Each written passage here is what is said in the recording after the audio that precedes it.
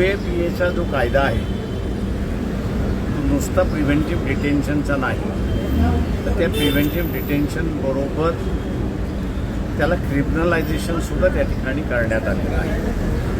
म्हणजे एका व्यक्तीला तुम्ही असं प्रिव्हेंटिव्ह डिटेन्शन खाली अरेस्ट करता आणि नंतर त्याच्यावरती असताना क्रिमिनल ॲक्ट दाखल करता, अशी असणारी परिस्थिती आहे.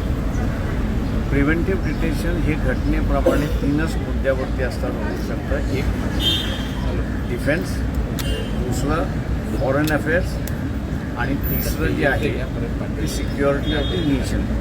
अशा ह्या 3 गोष्टींवरती डिटेन्शन होऊ शकतं. Detention is a civil process, it's not a criminal process. त्याच्यामुळे आम्ही असताना हा चॅलेंज केला होता की डिटेन्शनच्या नावाखाली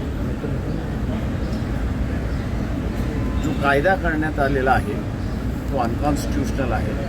एकतर तो क्रिमिनल ॲक्ट म्हणून तुम्ही असं करा, नाही तर प्युअरली डिटेन्शन म्हणून सिव्हिल साईड जी आहे त्याच्यात तुम्ही असणारं हे करा. दोन्ही मिक्सचर करून असणारं जे चाललेलं आहे त्याचं परमिशन कॉन्स्टिट्यूशनमध्ये नाही. हा आमचा असणारा एक मुद्दा होता. दुसरा मुद्दा आमचा असणारा होता ही जी प्रिव्हेन्शन डिटेन्शन आर्टिकल जे आहे हे 1978मध्ये एमेंड करण्यात आलं आणि एमेंड केलेलं आर्टिकल राष्ट्रपतींनी त्याच्यावरती सही केली आहे, हे बरोबर आहे.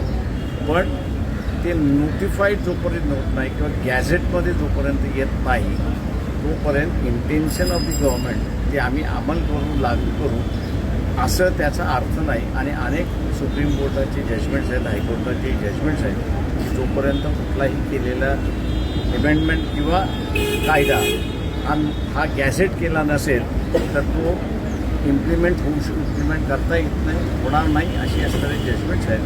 आणि म्हणून ह्या मुद्द्यांवरती आम्ही असं सुप्रीम कोर्टामध्ये आलो होतो.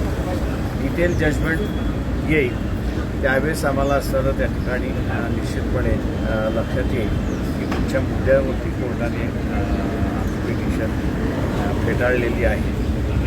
आणि कायदेशीर आम्हाला असताना दिसलं तर आम्ही ह्या मुद्द्यांवरती असताना सुप्रीम कोर्टातही जाणार आहोत.